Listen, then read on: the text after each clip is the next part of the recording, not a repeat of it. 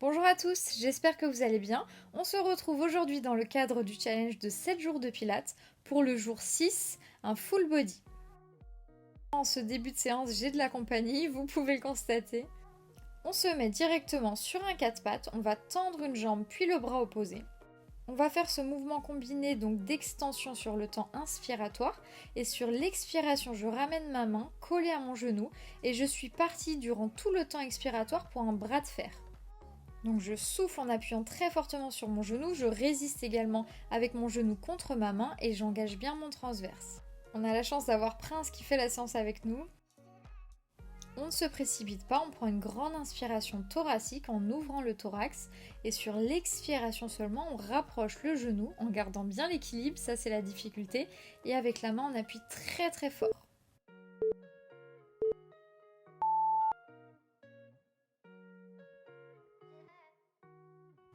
Et on est parti, on fait la même chose de l'autre côté. Je tends ma jambe, mon bras opposé, je prends une inspiration, sur l'expiration j'appuie très fort sur mon genou et je reprends. Cet exercice est excellent pour travailler les abdominaux en profondeur et notamment les obliques.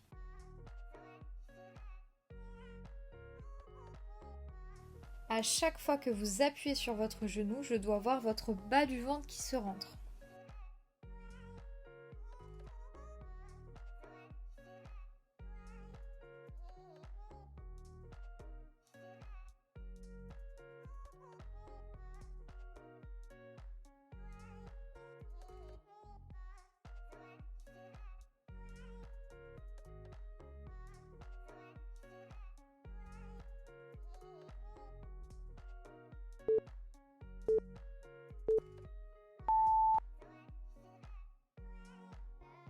Désormais, on recule un tout petit peu les genoux, on est sur une planche sur les genoux et on plie tranquillement les coudes, pas besoin d'aller très bas et on remonte. Ce sont de petits mouvements de faible amplitude, mais croyez-moi, ça va rapidement chauffer.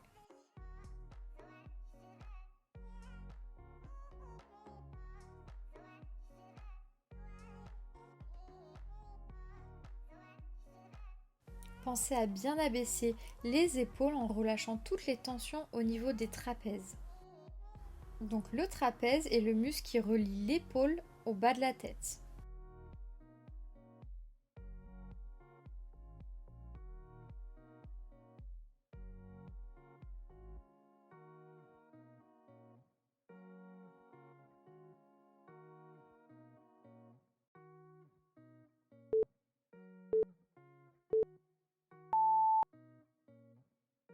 On se positionne en planche sur les coudes et on va décoller tranquillement un genou. C'est-à-dire que notre poids du corps repose sur nos deux coudes et sur un genou. Avec vos coudes, pensez à bien repousser le sol de sorte à légèrement arrondir le haut du dos. Mettez en place également un autograndissement. Donc on imagine le petit fil à l'arrière de la tête qui vient nous tracter vers le haut, de sorte à avoir la colonne vertébrale bien tendue, bien grande.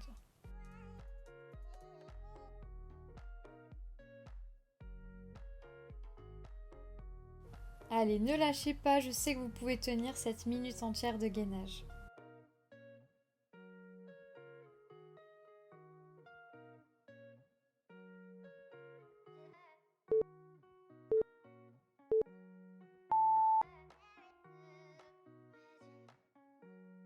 Et on est reparti pour une minute de l'autre côté.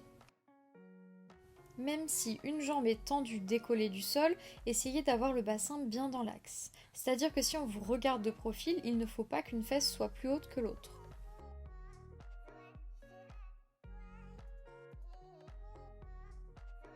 Même si vous commencez à ressentir la difficulté du mouvement, pensez à bien respirer.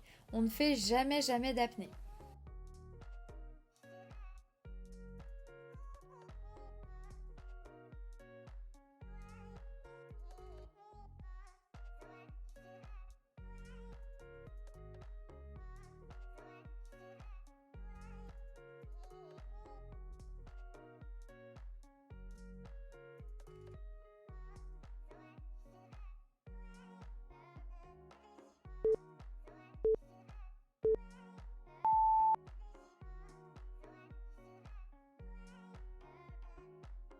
On est parti pour cet exercice de banane que j'adore. Donc on est sur les fesses, les deux jambes tendues. Et pour l'instant, on va simplement tenir la position. Bon, il est super mignon ce chat, mais il perd ses poils.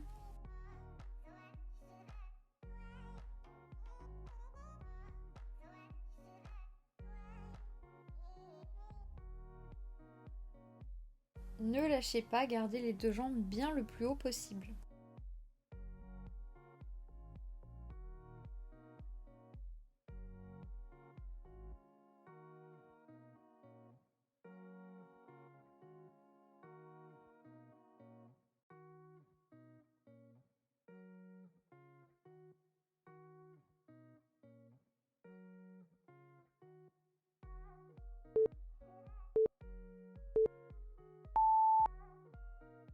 Et on est parti pour un exercice super intéressant qui va vous demander beaucoup de contrôle, donc forcément d'engager bien votre sangle abdominale.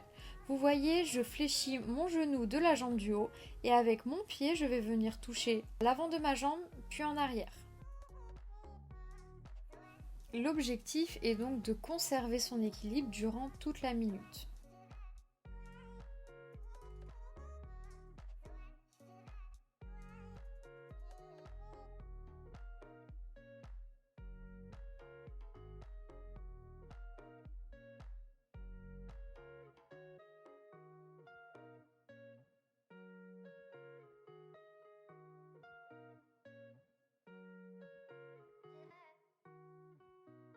Ça chauffe, mais prenez de grandes inspirations et de grandes expirations en engageant forcément votre périnée et votre transverse.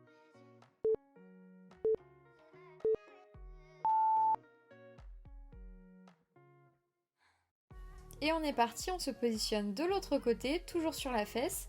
Les deux jambes sont bien tendues, le bras vers le haut, je suis en pied-pointe et je tiens en gainage, en banane, comme ça pendant 1 minute.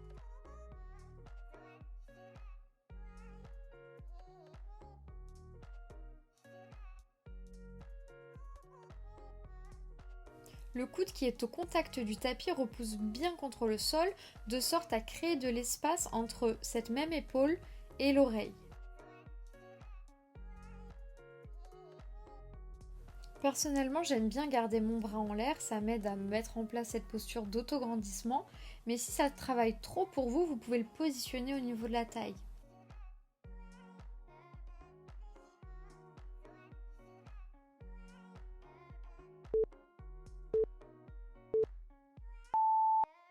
Et on est parti, en pied-pointe, on touche en avant de la jambe, puis à l'arrière.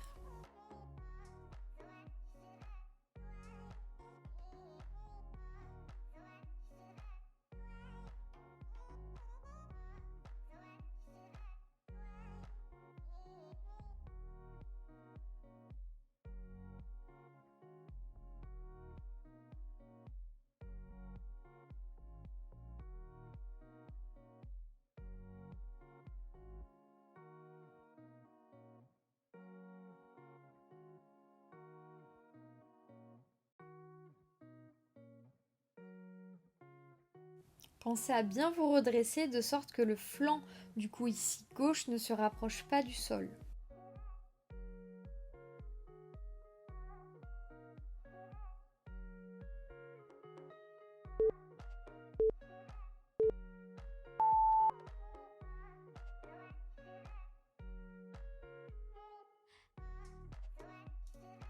On va se positionner sur le dos, on relâche bien les tensions au niveau des cervicales. On a le bassin neutre, donc un léger creux à l'arrière du dos. La jambe est tendue en pied-pointe quand elle vient à la verticale, puis quand elle descend à l'horizontale, elle est en pied flex. Le mouvement est fluide et contrôlé. Et bien sûr, c'est la powerhouse, donc tout ce qui va se passer au niveau du caisson abdominal profond qui va nous donner l'énergie nécessaire pour réaliser le mouvement. En d'autres termes, le mouvement s'initie absolument avec un engagement abdominal.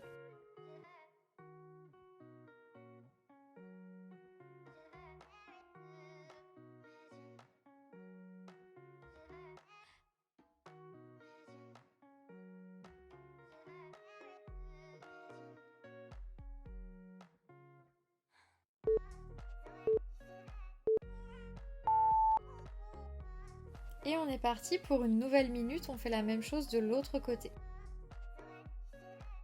Dès que vous abaissez la jambe et que vous êtes en pied flex, il faut sentir un léger étirement au niveau du mollet.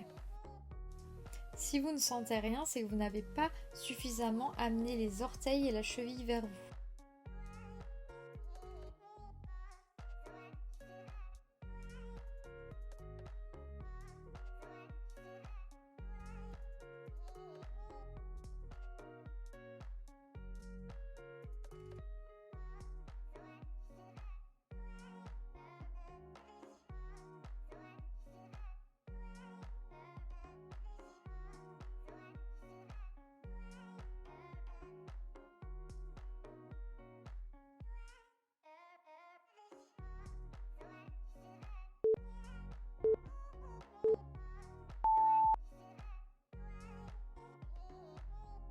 Maintenant, on est parti pour réaliser une bonne session d'exercice qui va engager les ischio-jambiers, donc les muscles à l'arrière de la cuisse. On s'est positionné en pont fessier, on a décollé les talons et on tient ce gainage pendant une petite minute.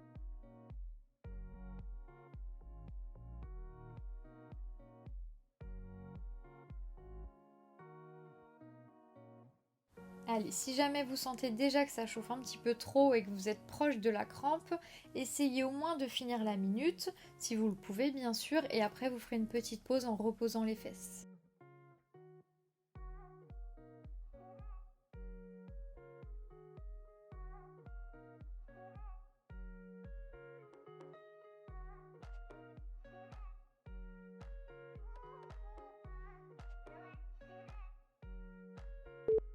Ceux qui ont besoin de quelques secondes de répit, je vous laisse poser les fesses. Les autres, on est parti toujours en pied-pointe pour faire un petit pas vers l'avant, puis on ramène le pied opposé et on fait un nouveau pas vers l'avant. On ramène à nouveau le pied opposé et on fait la même chose sur 2 pas en arrière. L'important est d'essayer de garder le bassin le plus haut possible. Allez, on ne lâche pas, on sent que ça chauffe bien au niveau des ischio-jambiers, donc le muscle à l'arrière de la cuisse. Le bassin est bien haut.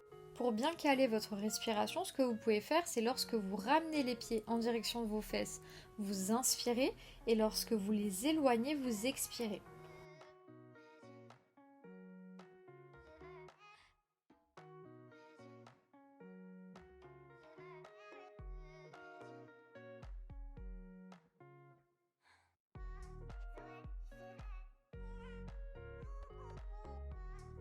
Croyez-moi, ça chauffe bien aussi de mon côté, mais on essaye de ne pas abaisser les fesses.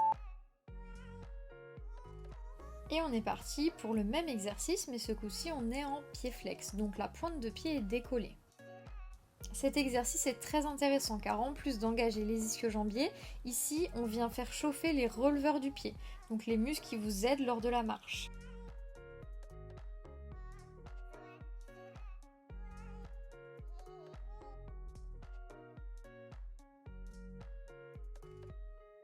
En parallèle, on pense à notre posture au niveau du haut du corps. Les épaules sont bien écartées vers l'arrière, on espace nos 2 clavicules.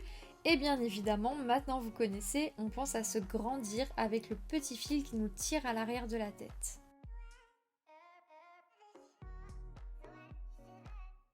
Ne lâchez pas, je sais que vous pouvez encore tenir un petit peu.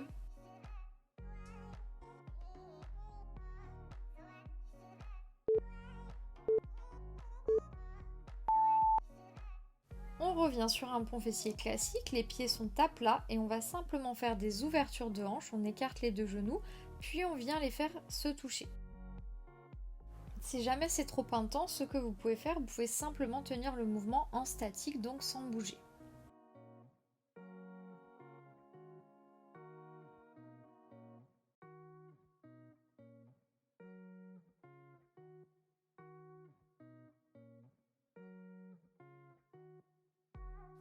On fait attention à ne pas trop abaisser son bassin, au contraire le bassin est le plus haut possible.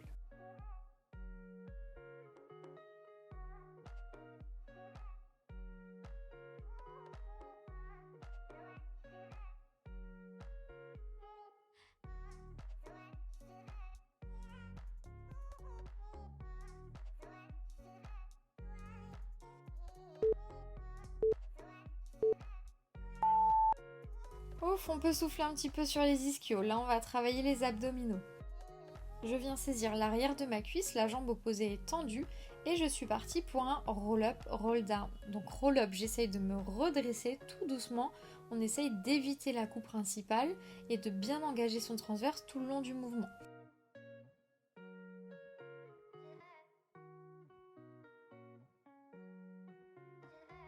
On essaye de contrôler le mouvement le plus possible, que ce soit sur la montée ou sur la descente. L'astuce pour avoir le plus de contrôle possible, mais du coup ça nous crée de la difficulté, c'est de faire le mouvement le plus lentement possible. Sinon, si vous le faites rapidement, vous avez de fortes chances pour engager principalement votre muscle du grand droit, donc le muscle des tablettes de chocolat. Mais si vous engagez ce muscle de la mauvaise manière, vous allez avoir trop de pression au sein de votre powerhouse.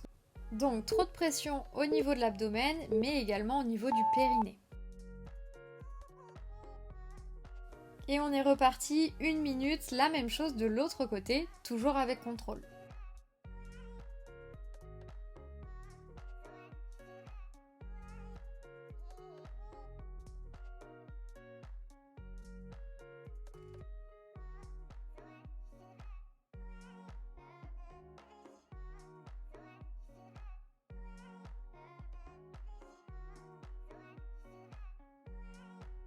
Essayez de bien visualiser ce que vous faites, d'imaginer, de ressentir le muscle qui se contracte au niveau de la sangle abdominale, d'être à l'écoute de votre corps. Plus vous allez visualiser, plus vous allez être focalisé sur vos ressentis, plus vous allez vasculariser la zone et donc plus vous allez avoir d'effets physiques sur la sangle abdominale.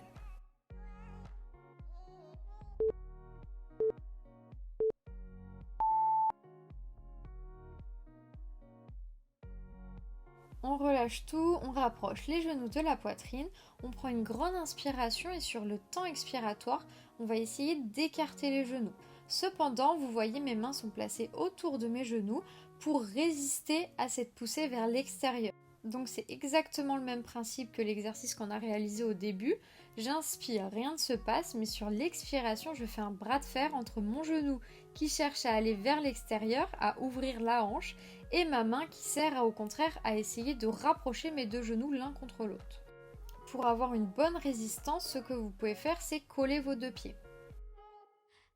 Je vous l'accorde, c'est pas l'exercice le plus simple de réalisation, mais pour autant il est très efficace et là on vient focus les fessiers. Allez, encore quelques secondes, sur le temps expiratoire, on essaye d'ouvrir les genoux le plus largement possible. Maintenant, on relève la tête, une jambe est tendue, l'autre est en tablette et on est parti pour 1 minute de petits battements. Vous avez la tête relevée, donc avec votre regard, vous pouvez contrôler que l'abdomen soit bien engagé, donc que le ventre soit bien rentré via l'engagement du transverse.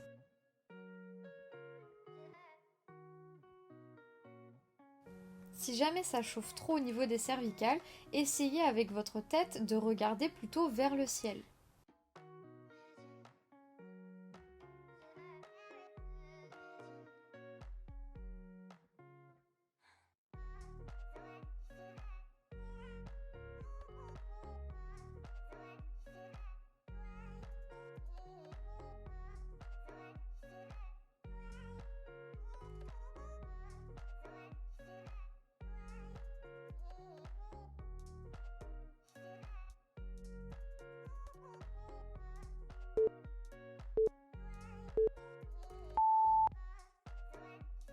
Et on est parti, c'est la toute dernière minute, on fait la même chose de l'autre côté. Là je prends une mini pause si vous avez besoin et on est reparti pour cette dernière minute.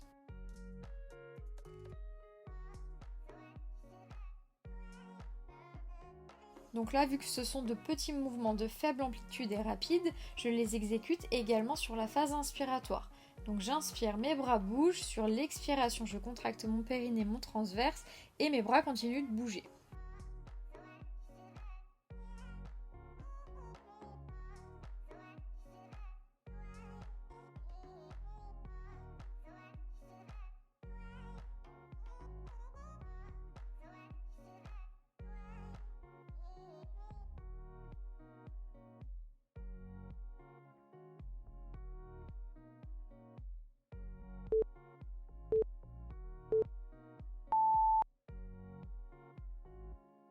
Je vous laisse rapprocher les genoux de la poitrine et faire de petits cercles en ouverture.